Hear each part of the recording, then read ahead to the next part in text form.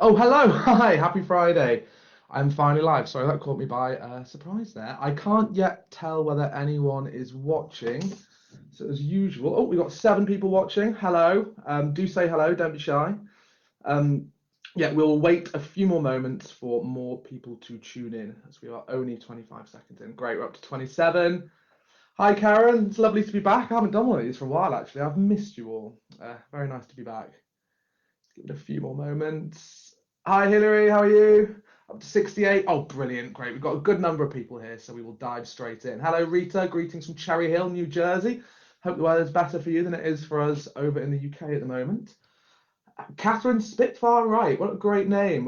Your middle name is actually quite fitting for what we're discussing today. So thank you very much for tuning in. Hello, Linda. Hello, Jane. Hello, Anya. Lovely to see you again. Hello. Well, not to see you, but be interacting with you again. Hello, Claire. Yes, Ellie is joining in the comments. So if you do have any questions or about anything, it doesn't have to be about what we're talking about today, do pop them in. Hello, Alison. Hello, Pancho. Hello, Barbara. Hello, Diane. Hello, Jackie and Hove. Hello, Shirley. Hello, C. Davis. Hello, Dawn. Hello, Sue. Hello, Gillian.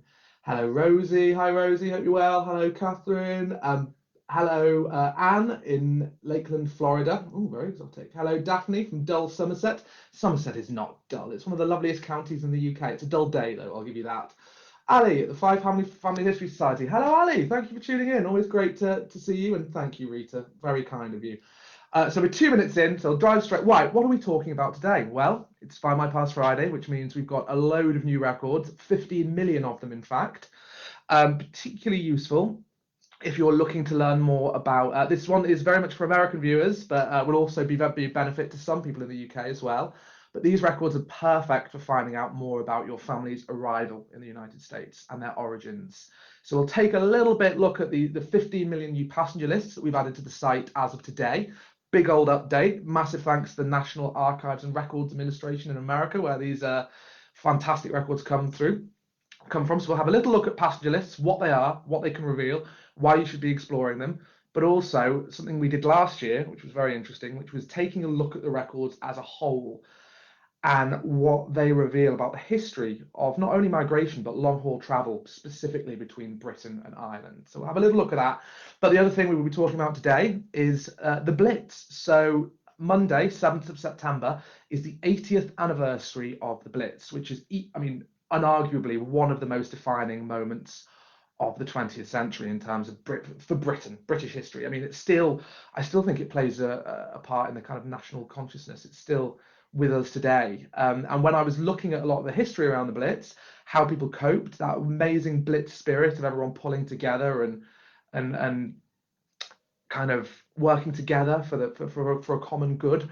I think it's very pertinent to today. There are real parallels with the situation the world has found itself in with COVID, the restrictions that have been placed upon us, not only in the United Kingdom, but in countries all over the world.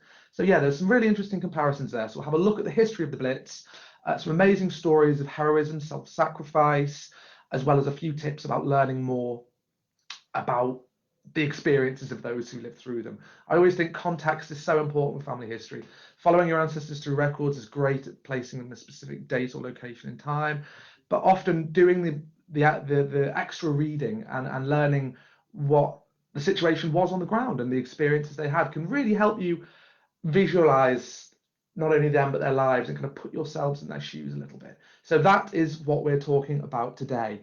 If you're tuning in for the first time, great to see you. Hope you enjoy this. We do these every single week. Ellie and myself alternate. We do other live videos sometimes on a Tuesday or a Thursday, which is very much about research tips and deep dives on individual record collections, whereas the ones I like to do on a Friday are kind of a bit of social history and a bit of context building with some records thrown in. We also, so as well as an opportunity for me to talk at you and tell you what's going on at Findmypast, what we've been working on, what we've discovered recently, there's also a great opportunity for you to speak to each other and bond over your shared love of family history. We all have one thing in common. Every single one of us in the comments, me, that is that we are family historians. We care about the lives of our ancestors and we want to know more. And I think a family historian's job is never done. So if you are a complete beginner, or you're new to Find My Past and you have a question, there are some incredibly knowledgeable people in the comments, kind people as well, who are always willing to go above and beyond and help with whatever research queries you may have. There are too many top fans to name, but you're all wonderful people, so thank you for that. So I just want to invite anybody who's tuning in for the first time, has a question about genealogy, is just dipping their toes into the water of online research, ask away. If I spot it, I will try my best to answer it, but if I don't, I know that one of our heroes in the comments certainly will. So before we take a look at our new passenger lists, let's have another quick look at what everyone's saying. So many comments. Hello, everybody. Lovely to see you. I hope you're all well, by the way. I hope you're all keeping well. Oh, Cecilia in Lima, Peru. Very nice. I think that's definitely one of the more far-flung exotic locations we've had come up in the comments so far. Gillian Parker in Lincoln. Yeah, Anya, the beard is a permanent look for 2020. No, I say this every weekend, but I do intend on removing it from my face. I'm enjoying it while I still can. Lorna hi in Scotland. So many comments. I'm going to have to start digging because I'll be just saying hello to you for the whole video, but thank you very much. So let's have a quick look at this week's amazing new records. As always, if you don't receive our Find My Past Friday emails, which we send out every Friday, which list in full the various collections we've added to the site, check out our blog, specifically the What's New section, where we post a blog post every single Friday that lists everything we've added and takes you straight through to that specific collection page. This week, very much themed around travel and migration, and that is because we have added 15 million, as I've already said, 15 million new records to the full title is United States Passengers and Crew Lists. And basically what this collection is it's a bit of a super search. So we had all these different collections of passenger lists for various US states dotted around the US coastline on the site. And of course, if you don't know exactly where your ancestor arrived, that's quite daunting. It would take you ages to search through every single one in the hope you finally find the correct collection, whether it's, I don't know, I was going to list off some US states then, but I'm going to not do so I don't look stupid in case I mispronounce any or get any that aren't on the coast. Anyway, so what we did was we combined all these records into one giant big super search. There's 180 million of them, 118 million of them, and that is every single arrival passenger list coming into the United States that we have. So it's definitely worth putting your ancestors' names in there because they can reveal a surprising amount of information. But what is that information, I hear you ask? So let's have a closer look. So as I said, it's this big super search, national collection, bringing together records of passengers and crew, I must add as well, who arrived in America by ship, and towards the later stage of the collection by plane as well, from the East Coast to the West, covers all corners. The exact number of locations is far too many to list, so if there is a sources list as well. So if you go to the collection page, you will find a link to the sources page, which will list every single thing that is in there. But anyway, what can these tell you? So with every result, regardless of which state or individual collection these records came from, you will find a transcript of the essential information that was recorded in those handwritten documents, and an image of a scanned colour image of the original handwritten list itself. Never rely just on the transcript. Always look at the image because there'll often be information in there that you haven't even banked on. Images always 9 out of 10 times there will be some additional information in an image that you will miss if you purely look at the transcript. But that being said, the transcripts are pretty detailed. So you will find things that obviously you'll get the passenger's name. You couldn't register on the list if you didn't have their name. You will find their age, which is their age, their birth year, which is calculated from their given age. So that might not necessarily be 100% accurate in the same way that censuses are. The information is only as reliable as the person who originally provided it. So as well as their birth year, their age, you'll find their birthplace, their nationality, because their nationality might not necessarily be the country they were born in. Their race, heritage, ethnicity, whatever you want to call it. Sometimes that's logged down as well.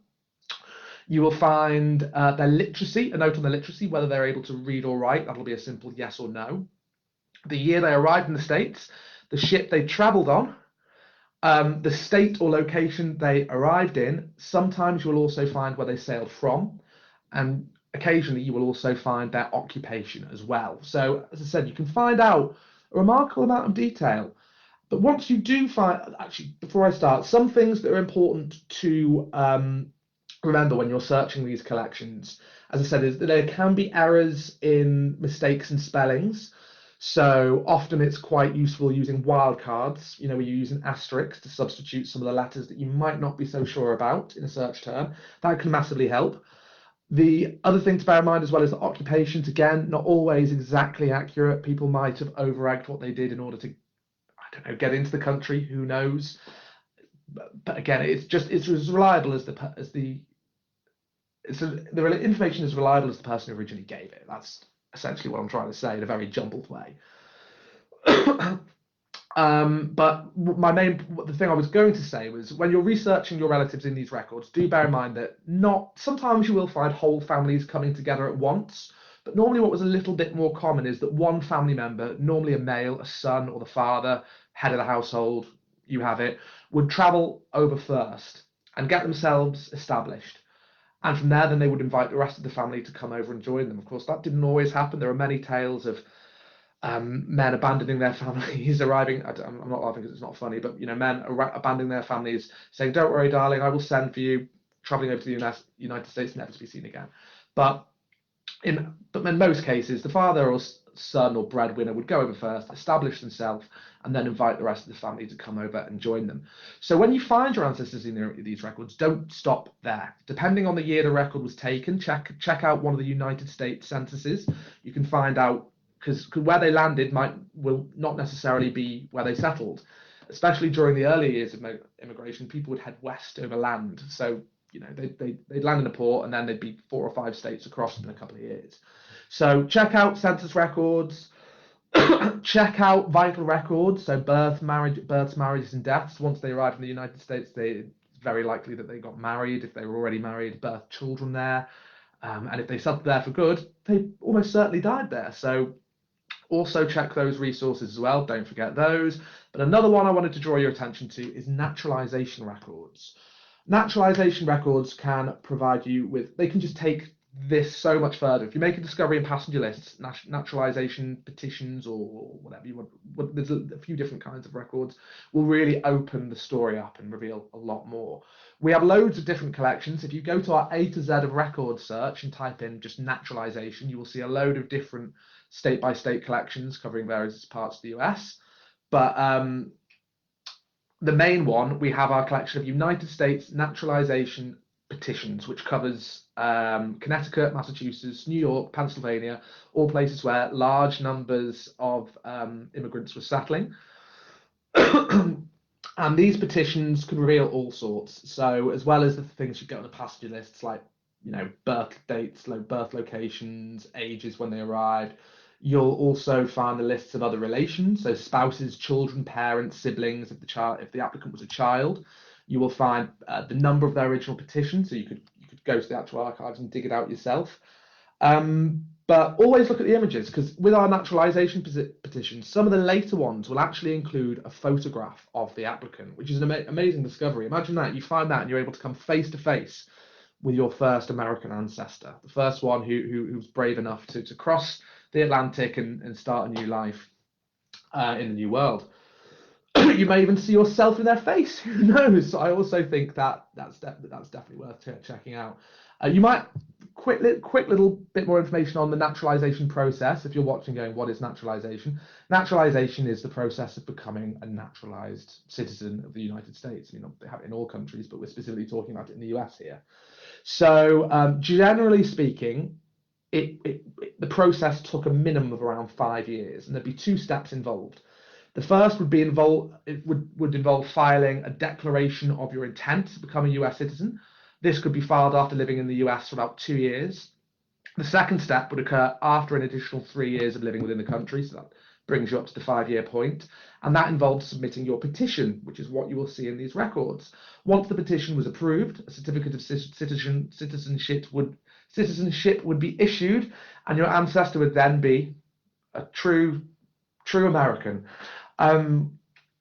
So another thing to note, it's worth noting that declarations of intent might contain more biographical and genealogical information than you would find in a later petition, but definitely worth looking them up. So I hope that was helpful. So just looking at some of the comments here, says Sylvia Lynch Goins, and hello in Tennessee, hello. Ellen Wallace has said, hello, what if the person is a child or an infant? How to find out more? I'm assuming you mean in relation to passenger lists. If they're a child or an infant, they will still be listed if they were travelling as a passenger. But if you're struggling to find them, try searching for the parents first. That can often be a lot easier. Adults, mainly because they've been alive a lot longer, tend to leave more of a paper trail than children do. Exploring our ancestors' lives in childhood can be quite tricky, which is why things like school records are so valuable. Let's have a Mary McFadden. Hello, lovely emote. Ellen, I'm going to work on the Welsh bit of my family. Unfortunately, the surname is Lewis. Well, there are things we covered. I think Ali covered in last week's session that should help. Have a look on our blog as well. Go to the Findmypast blog and type in Welsh Wales. See what comes back. You might be able to find something a little bit, something that might help you. Gosh, we're 15 minutes in, and I've already realised I've forgotten to ask the question of the week.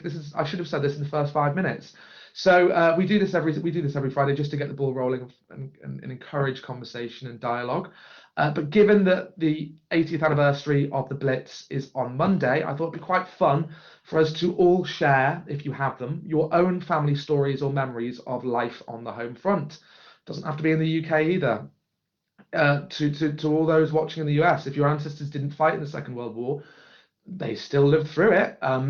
What were their memories and experiences of it? But those in the UK, yeah, what do you remember? Some of the more mature members of our audience may even have been very young evacuees and may have memories of that.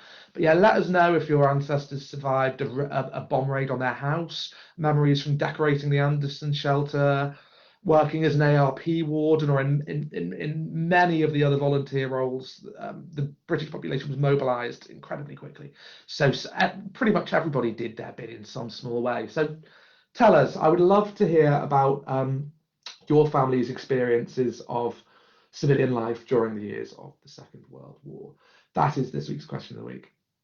So before I take a quick look at our other major collection of passenger lists for the UK, but there's real parallel between the collection we have for the US, I just wanted to quickly recap of what we've added. So we've added 15 million new records to our United States passenger and crew lists. These cover California, New York, Texas. They come from 5 distinct individual collections held by the National Archives and Records Administration. Thank you very much to those chaps for letting us have these wonderful records. That includes, I'll just quickly list the 5 series. Alien Arrivals at Eagle Pass, Texas, 1905 to 1953. Texas Alien Arrivals by Airplane, 1944 to 1952. California, San Diego Passenger Lists, 1904 to 1952.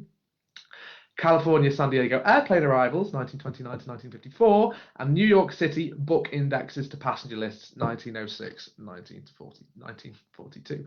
I probably didn't need to list those out, but they're all part of this ginormous United States passenger list collection, so do check them out. So the other thing I wanted to touch on was there might be quite a few British people watching thinking, oh, these US passenger lists are fascinating, but they might not have that much relevance to me. But I wanted to challenge that assumption because I don't think many people fully appreciate the volume of emigration from the British Isles to the United States up until the Second World War. Up until the 40s and 50s, hundreds of thousands of people were emigrating, thousands and thousands and thousands and thousands of people every single year. It never really slowed down. There were peaks and troughs, but I think so many people would be surprised to learn that somewhere in their family tree they have a family member on one branch. It might be an ancestor, a great-grandparent's cousin or an uncle or an aunt or something like that. But you probably do have at least one person in your family tree who traveled to the New World at some point, whether that be the United States, Canada, New Zealand, Australia. Immigration was between the 1830s and the 1940s, 50s. It was massive. So many people left these shores to start new lives, and not all of them stayed. Many went over for a few years and came back. That's also a common story you will see. So I just wanted to highlight, bring to everyone's attention, both in the UK and the United States and Canada for that matter as well, our collection of passenger lists 1890 to 1960. So these are passenger lists leaving the United Kingdom, not coming in, only going out between 1819 and 1960. They will provide you with similar information to what you will see in the American records, But what I kind of wanted to talk about was this time last year, we took this collection of outgoing passenger lists and analysed them in detail. And a few of the things we found out were quite surprising. There is a full blog post on this with an infographic if you want to read more about it, called The History of Long Haul Travel from Britain and Ireland, 1890 to 1960. And I'm sure Ellie will pop it in the comments. But it was fascinating. So we took every single record, 24 million of them, transcripts created from records held by the National Archives at Kew, on the outskirts of London. And we basically wanted to see what the general picture was of people traveling to Australia, Canada, India, New Zealand, South Africa, US. Those were all top destinations, but all continents were covered by this collection. All of them. You found passengers sailing to Asia, the Caribbean, South America, even to really remote oceanic destinations like the tiny little island of South Georgia. These voyages did sometimes call en route in additional ports, including those in Europe. But really, the records mostly focused on voyages from British and Irish ports to long-haul destinations. But what did we learn? That's the important bit, isn't it? Well, again, this is quite similar to COVID. History repeats itself in different ways. Global events. One of the things we saw straight away was the significant impact global events had on travel rates. I mean, it makes sense when you think about it now, but when you saw the numbers, it was actually quite striking. So, as the United States was developing rapidly, more and more British and Irish people began seeking better lives there. Remember, this collection only dates from 1890, so we're not talking, mid-19th, early 19th century, we're talking late 19th and early 20th. So when we look at the records as a whole, they show travel rates steadily climbed throughout the early 1900s, and they hit their peak. The highest point was in 1913, when you had over 757,000 not British, they could have been any nationality, over 757,000 passengers departing for long-haul destinations that year. So in 1913 alone. And you might say, oh, that's not that many. Bear in mind, this isn't air travel. Long-haul travel by sea was still dangerous. We all know the stories of, the Lusitania, the Titanic. Ship sinkings were still a thing. There was no instant communication like we have now. You didn't know, you wouldn't be able to speak to your relatives for maybe months at a time. You didn't know what would necessarily face you on the other side. It was a daunting prospect. So the fact that 757,000 passengers departed the year before the First World War, I did find quite shocking. But as you'd imagine, this trend reversed very, very, very dramatically following the outbreak of the Great War. So by 1916, the number of passengers departing from British and Irish ports had decreased sixfold to 113,000. So that's a sixfold decrease in a matter of 3 years.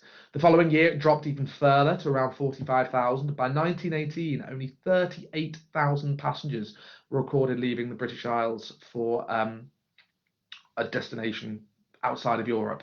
So that's a 20-fold decrease in over just 5 years. It'd be so fascinating to compare that to COVID now. I mean, I don't even know how we'd go about it, but when the First World War ended, it picked up again. So by 1919, you had 247,000 departures, so gone right back up, steadily increased again throughout the roaring 20s, a great era of boom and bust for many, peaking in 1927. And then by 1930, you had the Great Depression, the birth of commercial air travel, and that meant that this will start to gradually decrease. They never quite reached the same lofty heights that they reached in the 1910s. Same was true for the Second World War. Even more so when the Second World War broke out in 1938, it put a virtual stop on overseas civilian travel. You had German U-boats patrolling the Channel and the North Atlantic. You did not want to be on a boat if you could help it at that point. So after significant yearly drops, departures fell to just 10,000. I think that was the lowest we spotted at all in 1944. That was the lowest number of people leaving the UK in the entire 6 decades covered by the records. Kind of makes sense, I guess. Other things we spotted was Britain's busiest ports. It was quite interesting to see how significant some of these ports were, and now they're not that significant at all. The most striking example of this was Liverpool. So Liverpool was easily the most significant port of departure right up until the Second World War, when it was taken over by London, I think, somewhere in London. But For this reason, that's why it was called the second city of the British Empire. No, it was overtaken by Southampton in 1940 and London in the 1950s. But that marked a really dramatic decline of over a century of travel out of Liverpool. So from 1830 to 1930, a quarter of the 40 million passengers who left not just Britain, Europe, a quarter of all the passengers that left Europe for the New World sailed from Liverpool, which was then the largest port of emigration on the face of the planet. But as I said, really striking to see how many of these passengers was sailing to the United States. You'd think given the date range, you'd think a lot of them would be going to Commonwealth countries like Canada, Australia, New Zealand. No, they were all going to the US, mainly New York. That was sucking in huge numbers of immigrants. And this was very much reflected in the records. Year on year, without fail, New York took in more British and Irish travellers than any other port on the face of the planet. In fact, well, as I said, the vast majority of long-haul voyages were to the United States. And I think this is a nice way of highlighting the really close historical and cultural ties Britain and Ireland share with America. Boston and Philadelphia, as you can imagine, were also in the top 5 until the 1910s. That's when they were finally overtaken by Commonwealth ports in Canada, like Quebec, Halifax, Montreal. The other thing we had to look at as well was occupations. See who were the people who were going out there, and you can the normal demographics play a role. So you do find students, engineers, merchants, occasional gentlemen appearing in somewhat large numbers, but the majority of male travellers were blue-collar workers, farmers, labourers, mechanics, miners, the guys going out there to do the heavy lifting, really. Women didn't really enter the workforce until, in Britain at least, until around until the First World War. And not at the same rate as men into the second half of the 20th century. So it's quite unsurprising that housewives were easily the largest female contingent in these records. There were more housewives than any other occupation. You do find things like domestic servants, teachers, nurses, secretaries, but most were housewives. And it's not a surprise that labourers in New York was the top destination for labourers and housewives, because at the point this was happening, so was New York's construction boom. Skyscrapers were popping up all over the city. It began in the 1880s and just exploded throughout the 1890s. So it's fair to assume that a lot of these labourers and their wives were heading over to New York to seek employment in this big construction boom. Canada, on the other hand, with all that land, I mean, I know the United States has loads of land as well. Canada was the most popular destination for farmers. Loads of farmers going to Quebec, Montreal, Halifax, St. John. Whereas miners, engineers, and merchants were largely seen travelling to the African continent. All things that you might expect, but still, it's fascinating to see on paper in records. So that was a fascinating project. If you do want to read more about that, as I said, there's a blog and an infographic that you can explore to your heart's content. So let's have a look at what a few people are saying as we move on to the Blitz. We're halfway through, perfect point to move from pasty lists over to the Blitz. Do keep those questions of the week coming in. I'm struggling. We've had so many comments. I'm actually struggling to keep track. But thank you. It's great to see that people seem to be enjoying it and commenting. So Rita McLean, whose comment I've just fallen onto, I've seen several references to Born at Sea. Yes, we actually have a collection. It's a National Archives collection for overseas births and births at sea. It happened quite a lot. It makes sense, doesn't it? When you've got like 757,000 passengers travelling by sea in 1913 alone, it's fair to assume that a good portion of those would have been pregnant women, and many of them will have had their children at sea. So he said, where would one find a birth certificate for children born at sea? For which country would they be considered a citizen? The country their parent left at, or the country where their parent arrived? Well, from my experience, knowing the records we have for at sea's birth, if their parents were British citizens who'd sailed from Britain and they hadn't arrived in the country yet, British record keepers would certainly consider them as British citizens, so record their deaths in British birth registers. I am not too confident about that. So if there's anybody more knowledgeable watching in the comments, Audrey, I don't know if you're here, but please do answer. But that is a great question. Maybe someone watching will have a bit more information as well. Lynn Marie Alex has said, born late 1940s. Oh, question of the week. Great. I'm glad to see some of these.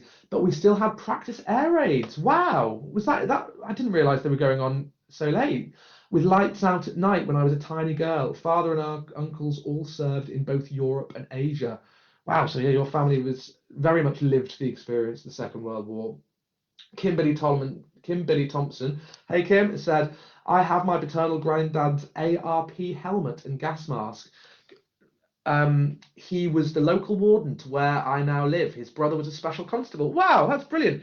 Out of interest, Kim, you probably knew that already, but did you find him in the 1939 register with a record of him being an ARP warden?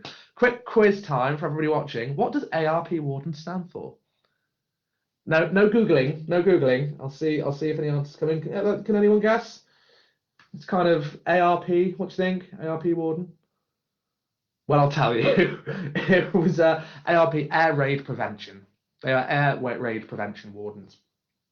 So I'll have a look at a few more comments. So Melinda Lloyd Thorne said, was it common for tradesmen from Scotland to emigrate to South Africa during the late 1890s? Yes, it was. It depended on the trade, but South Africa, we saw large numbers of miners, engineers, merchants going to take advantage of all the mining and some would say pillaging that was happening on the African continent at that point. Yeah, but definitely not unusual. It depends on what your ancestor trade was, but we have a pretty good collection of trades records for Scotland. We added a load of Guild and Burgess records for Glasgow. Also, check out Trades House Glasgow. They've got a fantastic website, and their archivist is a very, very Andrew Davis got it in one.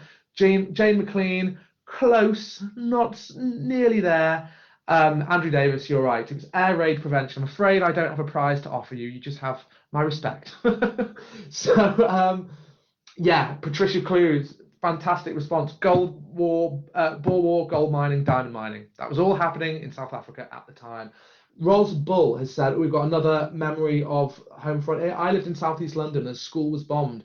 Oh, there's a communal grave for them in Hither Green Cemetery. How terribly sad. Actually, I think, given the time, let's start discussing Blitz. So, as I said, 80th anniversary is on Monday the 7th of September. That's when the Blitz officially began. I'll do a very quick summary because you're all familiar with what the Blitz is, but I still think it's handy to frame the context. So the Blitz was the German cat bombing campaign against the United Kingdom, which lasted from September the 7th, 1940 to May the 11th, 1941. So it lasted for quite a long time. The term, actually, just say, if people are tuning in late, the first half of the video, we discussed passenger lists. We are now taking a look at the 80th anniversary of the Blitz and some amazing stories that we've found in our newspapers, records, all that kind of stuff. Anyway, so as I said, Blitz lasted from 7th September to May 11th, 1941. It was first, the term the Blitz was actually first used by the British press. And it's probably, from Blitzkrieg, it's the German word for lightning. So that's why they coined it. So the Germans during this period conducted seriously heavy mass air attacks against industrial targets, towns, cities. It began with raids on London, but London was not the only place to suffer. Coventry, Birmingham, Bristol, Liverpool, Cardiff, the list goes on. So many cities were bombed incredibly heavily. Coventry, especially. So why did it start? Well, by September 1940, the Luftwaffe were pretty aware that they'd lost the Battle of Britain. They weren't going to be able to knock British air power out completely. And a change of tack was needed. They were suffering terrible casualties, and they just couldn't carry on the way they were. So the German air fleets were then ordered to attack London to draw RAF Fighter Command into a battle of what Goering hoped, Reichsmarshal Hermann Goering hoped would be a battle of total annihilation. But it didn't pan out that way, thankfully. London was systematically bombed for 56 of the following 57 days and nights. Imagine that. From the 7th September 1940, 56 consecutive days and 57 nights of bombings. Imagine living through that. The psychological toll that must... we think the corona lockdown's been challenging. It beggars belief. And one of the notable things that came out of that was the Blitz Spirit, which we'll look at in a minute. Because the whole thing massively backfired. The Germans thought that it would break British resolve. It would wear down the public to the extent that they'd start begging for peace. It had the complete opposite effect. It galvanised the public. it made them feel like they were fighting the war too, not just the boys on the front. They were a part of this. They had a role to play. And instead of getting people downtrodden and upset and despondent, it made people angry. And angry gets stuff done. And that was the case here. So that's basically what happened. They gradually, so what was I going to say? So the first deliberate, as I said, first deliberate air raids began on September the 7th, 80 years ago on Monday. That's when the Germans began Operation London, or as they called it, Unterhemmenhenlog. That's not how you pronounce it at all. But that was the code name for London. They also had a code name Sea Schlanger for sea snake. So that was the two campaigns to attack London and other industrial cities. So Logue continued for 57 nights, as I've said, and a total of 348 bombers and 617 fighters took part in the attack. So when this first happened, this rapid change in strategy by the Germans completely caught the RAF off guard. They didn't expect this, and it did cause extensive damage and visual casualties. You had over 107,000 gross tons of shipping was damaged in the Thames estuary, and there were over 1,600 casualties. Pretty terrible.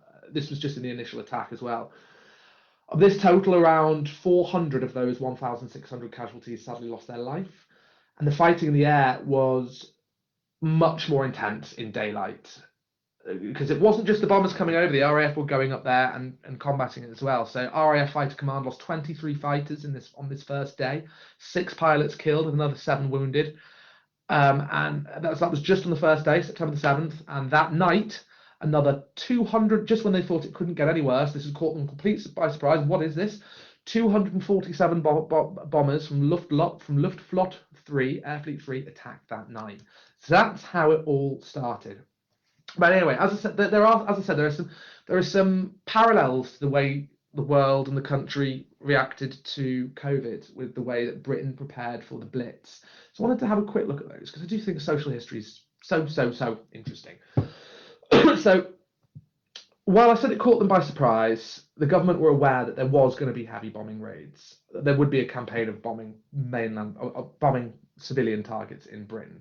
And they were very concerned with good reason. So in 1939, London had 9 million people living there.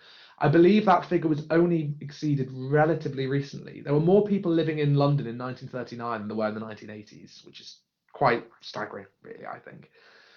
So a fifth of the entire population of Britain lived in London in an area of just 750 square miles, over 1,900 kilometers for those watching in the US. And this area was incredibly difficult to defend because of its size. So you had this relatively large, pretty large area that was very difficult to defend, which was so densely packed with people, and the government were terrified. Based on their experiences with German strategic bombing during the First World War that was very limited, the British government estimated that there would be 50 casualties, with about 1/3 of those 50 being killed for every ton of bombs dropped on London. This is what they thought would happen. They were like, for every ton of bombs dropped on London, 50 people would become casualties, and about 1/3 of those would be killed. So they were very nervous. This could be awful. The estimate of the tons of bombs the enemy could drop grew as aircraft technology advanced. War has an uncanny habit of pushing technology along. It's a shame that it takes one of the worst aspects of human nature to lead to some of the greatest inventions and breakthroughs, but that's just the way it is. So they were looking at this from back in the 20s. So they thought back in 1922, they could drop about 75 tons. And in 1937, they thought 644 could be dropped.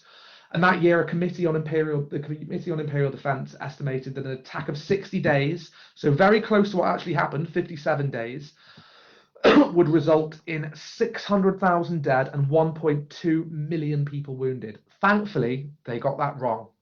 Just like with COVID, the casualties weren't that severe, but they had to plan for this. You also had the Spanish Civil War, so there were the bombings of Barcelona, Guernica, where the Luftwaffe was basically doing practice runs for the Second World War, and that did support the 50 casualties per ton estimate. Anyway, so what did they do to try and get around this, to try and help people? So British air raids actually sounded for the very British air raid siren sounded for the very, very first time, literally 22 minutes after Neville Chamberlain declared war on Germany. That's how familiar the sound was. That familiar 22 minutes after war being declared. It was part of daily life from 22 minutes into the war. Although these bombing attacks they expected didn't begin immediately during the phony war, as we call it, civilians were aware that this was eventually coming and of the deadly power that these aerial attacks had. They'd seen the newsreels of Barcelona. They'd heard about Guernica and the bombing of Shanghai. They were aware. And also that you'd had loads of popular works of fiction that were written during the 1920s and 30s that famously portrayed aerial bombing as this terror of the modern world. So H.G. Wells' novel, The Shape of Things to Come, famously depicted it. There was a film depiction of it just before the war in 1936 as well. There was another film called The Air War of 1936, The Poison War. So people were aware of this, that it had previously been in the realms of kind of sci-fi, but now the public were aware this was coming and of the terrible damage it could do. So based on these predictions, the government was actually incredibly worried about the psychological toll it would take on the population. And that's where this Blitz Spirit comes into it. So politicians actually, as I said, they feared mass psychological trauma. In 1938, a committee of psychiatrists predicted that 3 times as many mental versus physical casualties would result from aerial bombing. They reckon that about 3 to 4 million, this would result in about 3 to 4 million new psychiatric patients.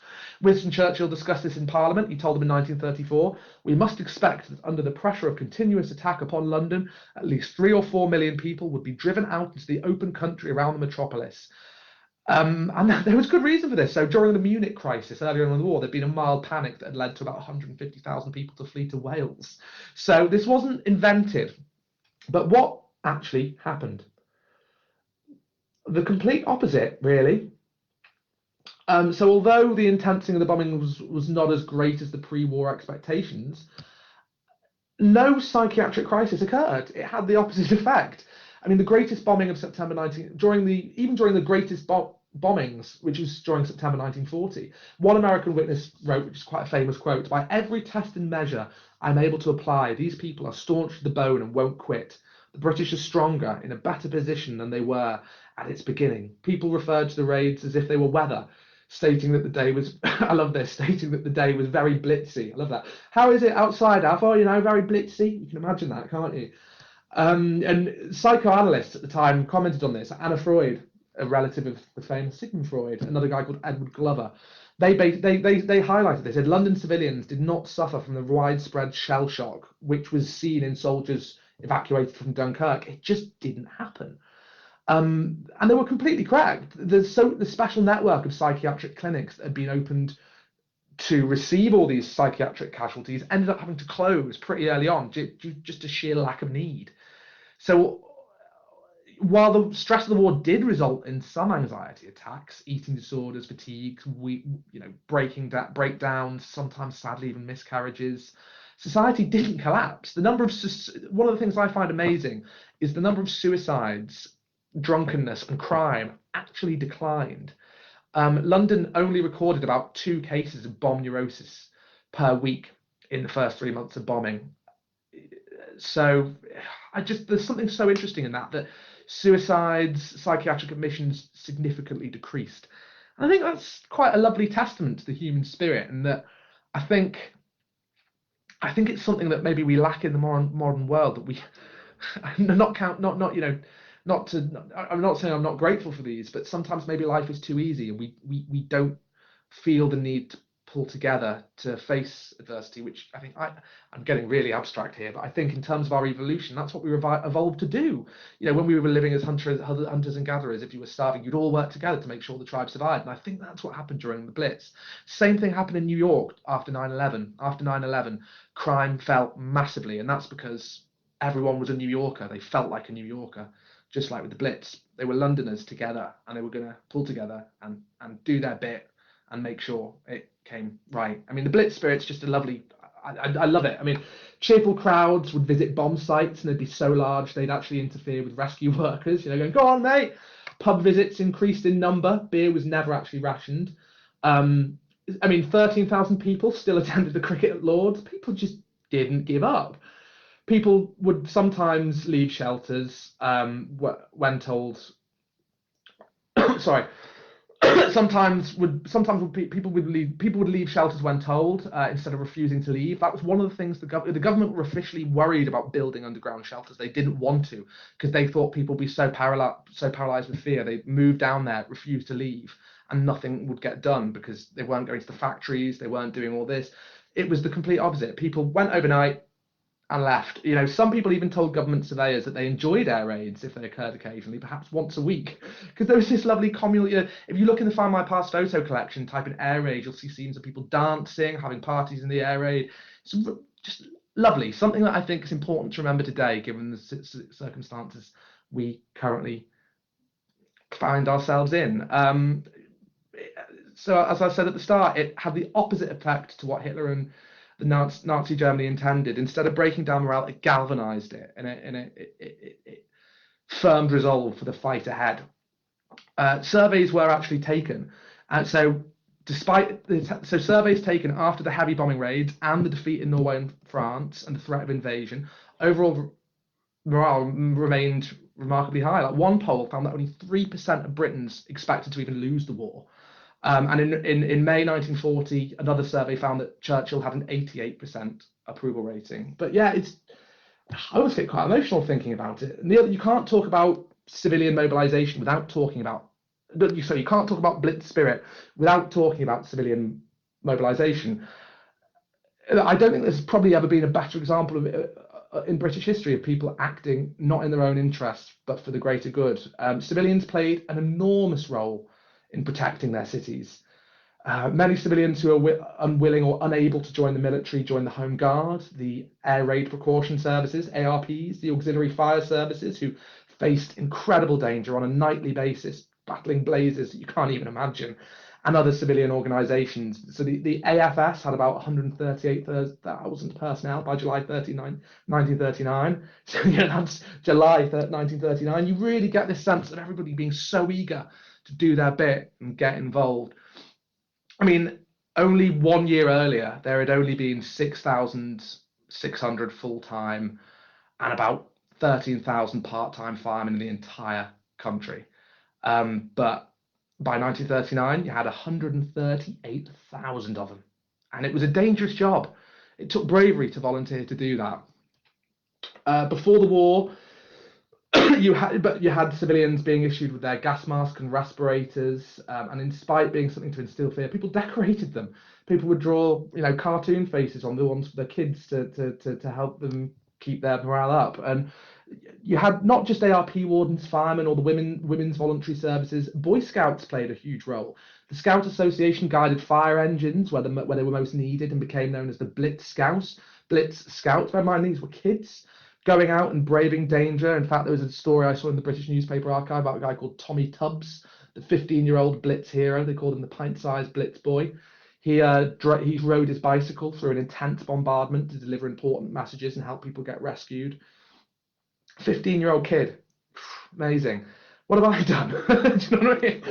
Many unemployed people as well were drafted or volunteered into the Royal Army Pay Corps, the Pioneer Corps, and they were tasked with salvaging and cleaning up. They did valuable work in cleaning up the incredible damage. And you can't mention all these volunteers without talking about the women's services. So the WVS, the Women's Voluntary Services for Civil Defence, that was established in 1938 by the Home Secretary, a chap called Samuel Hoare, who considered it the female branch of the ARP. And the WVS basically organised the evacuation of children, which was a whole other topic, which we can talk about at another date, establishing centres for those displaced by bombing. They operated canteens, they did salvage, they recycling schemes. So by the end of 1941, they had 1 million members. So there you go. As I said, pre-war dire predictions of neurosis didn't come true. The government had underestimated the populace, the civilians, the split spirit, the ability to adapt, the resourcefulness, and do it with a smile as well, a cheery smile. And for many, and I think another thing that can't be underestimated is for those who were in these civil defence roles, it gave them a sense of fighting back rather than despair. They weren't just sitting on sitting on their laurels, watching their country burn. They were taking an active role in fighting back against the Germans. So there you go. I mean, some official histories may even conclude that the mental health of Britain actually improved and panic was very, very rare. So amazing. I think it's really important to remember that and pay our respects to the. When we talk about the Second World War, we often think of soldiers who gave our tomorrow for their today, which they did, but we can't remember the millions of civilians, millions and millions of civilians who faced incredible dangers to do their bit. I think that line sums it up. Do their bit. Everybody did. So I have a few look at comments. I'll take a quick look, the last 10 minutes we've got, at some of the George Cross recipients, because the George Cross, second only to the Victoria Cross, it was created during the Blitz to recognise the need to reward these incredible acts of selflessness and civilian bravery. So we found some in our newspapers, and I just want to mention some of their names very, very quickly. So Anya, hey Anya, said, one of my relatives said on various census records that his place of birth was German Ocean. This is in response to the comment about if your ancestor was born at sea, what would be their nationality. His father was a soldier in the Napoleonic Wars, and the wife of the soldiers used to travel with the regiments. It makes me wonder if there were children born who I've missed in my tree while they were traveling around Europe. Yeah, I reckon there will. Anya, you probably heard me talk about my lying great-great-great-great-great-grandfather, Joseph Jessup, who pretended to be in the charge of the Light Brigade and served in the Crimea. I thought he had 3 kids, and then I followed his British Army service record and found out all the places he was stationed and found births in Ireland, Scotland, kids I didn't know about. He had 13. I thought he had 3. So yeah, there's a very good chance. Andrew Davis, how do I find South Africa records post 1950? That is a very good question, and I'm afraid it's one I can't answer. So I'm hoping someone in the comments will be able to help. Victoria White, well, so how can I sign up for the Friday email, please? That's a question I can answer very easily. So if you've registered an account to Findmypast, go to your account, and there will be a section there called Email Preferences. And on there, you can tick and untick the boxes to basically check off what emails you're happy to receive from us. You may be happy to receive the promotional emails we send out about offers, discounts, that kind of thing, or you may just want to receive the Friday record updates. Completely up to you. The choice is yours. So visit the Preference Centre and have a play around. Oh wow, Suzanne Sinclair. So there you go. Just because I wanted to highlight, it wasn't just Britain that had a home front. The United States did as well. Susan Sinclair has said, my father, a Marine, was in California building airplanes for the war effort. There you go. Very important thing. They needed a lot of airplanes. Chris Lang, there is a great research guide for overseas BMDs on National Archives site. Dispelling gems of wisdom as always, Chris. Thank you so much.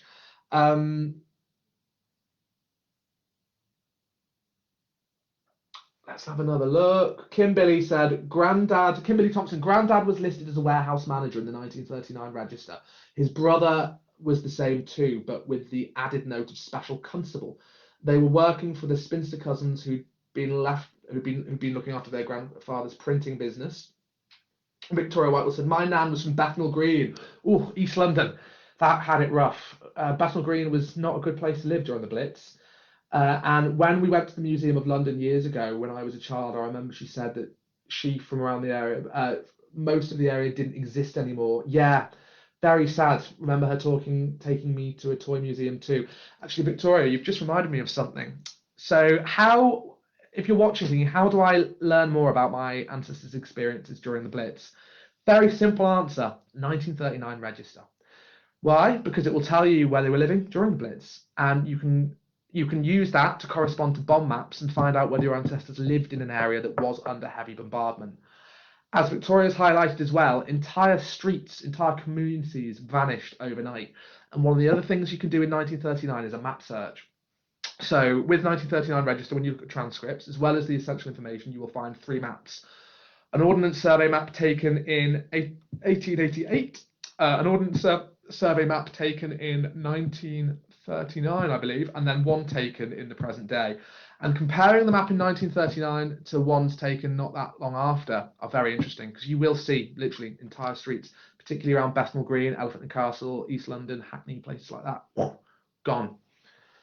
And actually, that's just reminded me, another thing I was going to say, another one of the predictions the government they did think very lowly of people back then, but I don't know if that's changed too much, to be honest, was that they thought it would lead to quite a lot of social divisions, because of course you had people from different parts of London staying in these communal shelters. But in fact, the opposite was true. You had people of different social classes bonding over the experience, which, after thinking about what we discussed earlier, isn't really a surprise. Same, they also worried about instances of anti-Semitism, because obviously East London had a large Jewish population, and they worried that Cockneys would blame, accuse Jewish residents of hogging air raid shelters. That didn't happen. Again, very low opinions. I mean, I'm sure there would have been some instances. I'm not saying it didn't happen at all, but the volumes they were expecting to see didn't. People really did pull together. Everyone was a Londoner or a Coventry, Bristol, Liverpool, wherever you were. I mean, I've really only scratched the surface here. The Blitz is such a big topic; I could talk about it for ages. But very quickly before I go, I will leave you with some inspirational tales of bravery. See how many I can do in 4 minutes. So, as I said, George Cross, second only to the Victoria Cross, first instituted on the 24th of September 1940 by King George, at the very, very height of the Blitz. And at this, as I said, there was a real strong desire to reward these many acts of civilian courage. And thousands were awarded during the war, and there's an incredible story behind each one.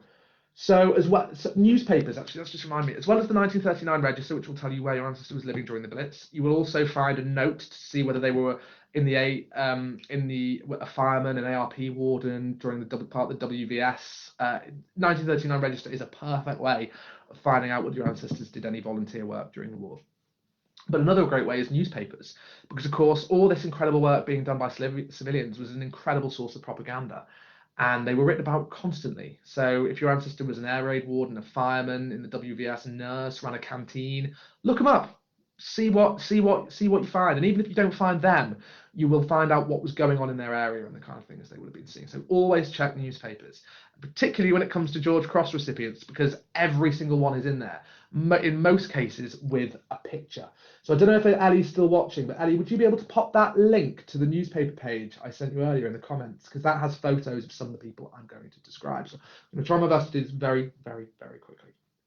So the first Victoria Crosses ever to be awarded were awarded in October. So let me just find him. So the first ever George Cross to be awarded was to Lieutenant Bob Davis of the Royal Engineers. So he was the officer in charge of the party which recovered the St Paul's Cathedral bomb, that famous bomb that nearly destroyed the place.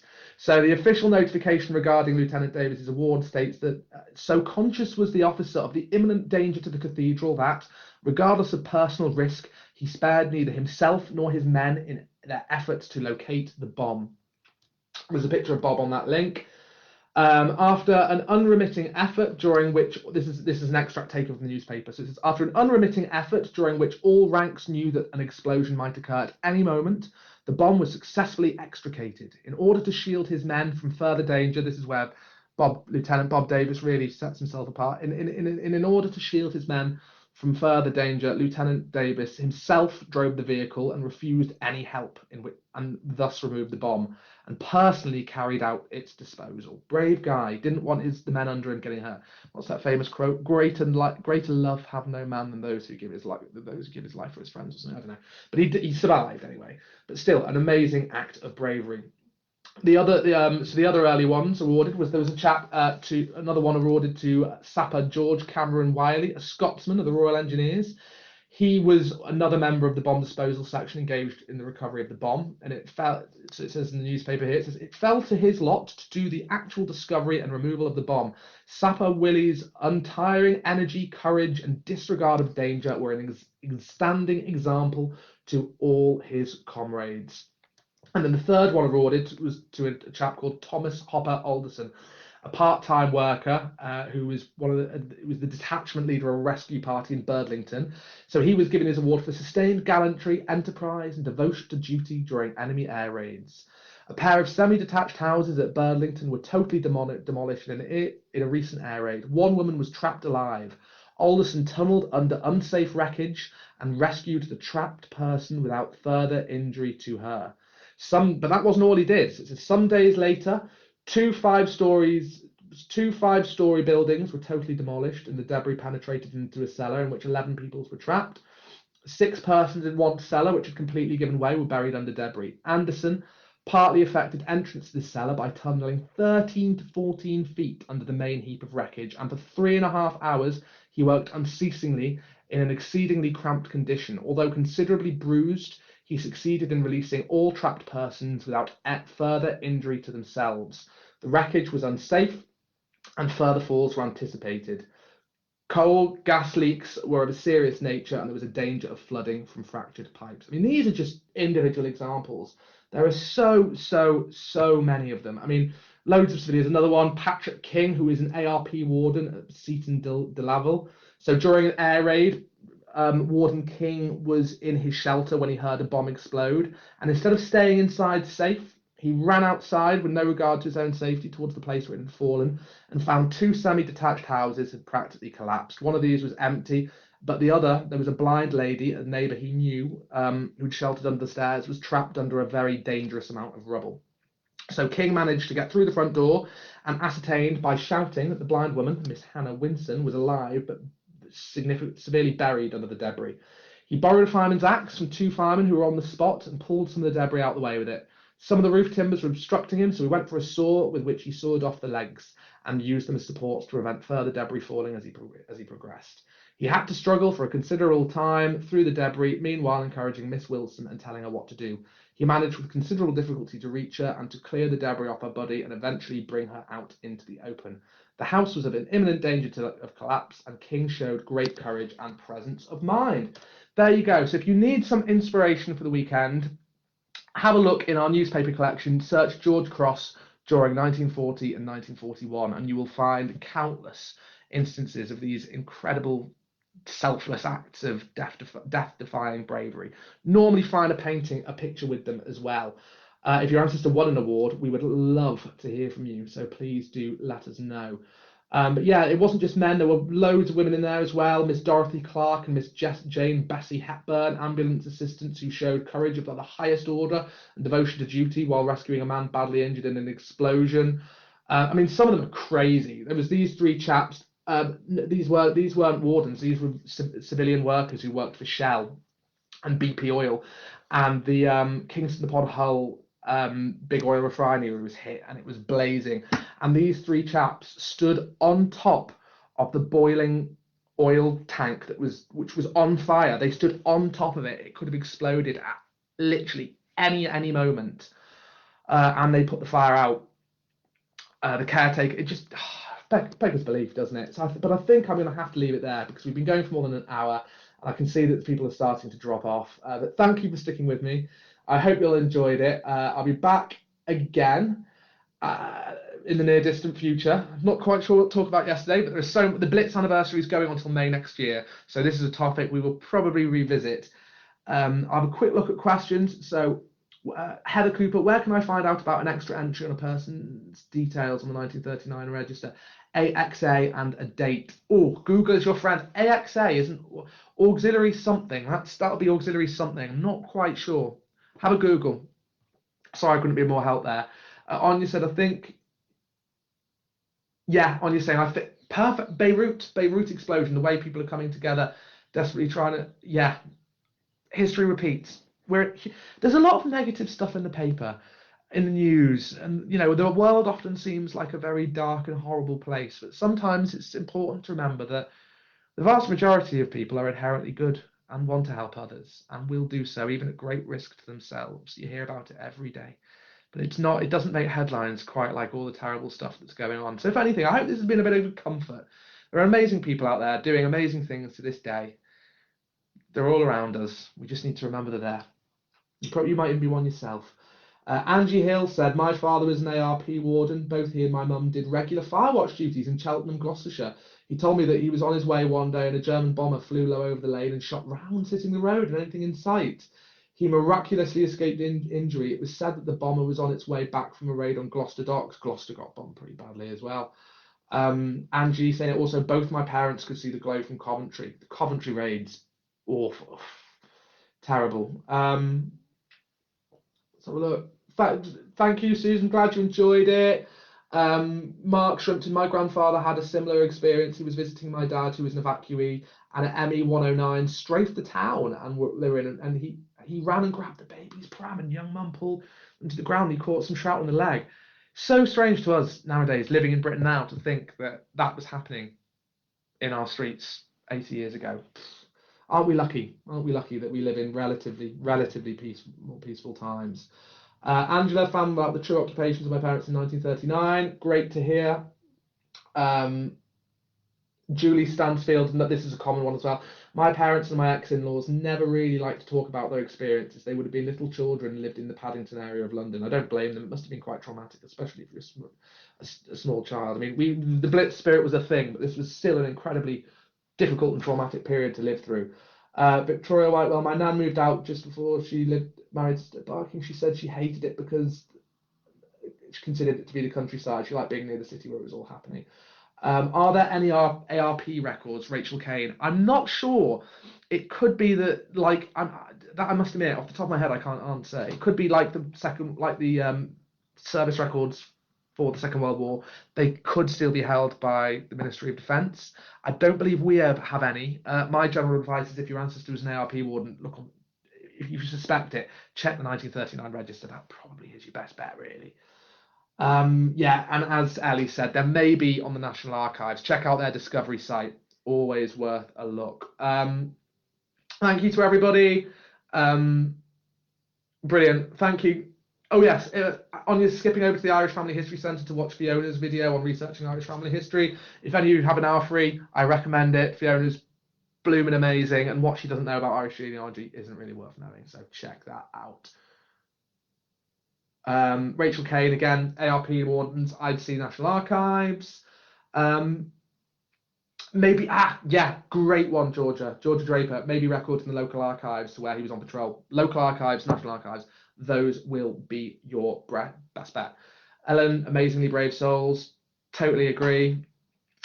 Brilliant. Well, thank you, everybody. I think I'm going to have to leave it there. I would love to read through Linda, keep us on your toes and don't let on if your next appearance will be Sam's beard. Yeah, you'll just have to tune in and see. You just have to tune in and see.